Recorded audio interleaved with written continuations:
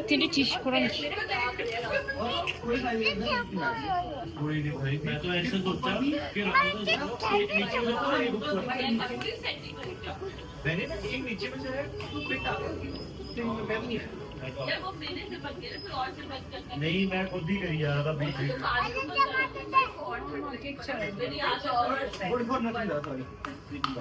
पर एक बात बताओ ठंड इतनी इसका वाला अच्छा था ब्रो और टेंट में ना हवा आ रही थी ये भी अच्छा था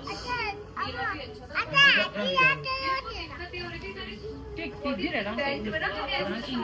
मिट्टी रह लो यार मैं मम्मी पापा से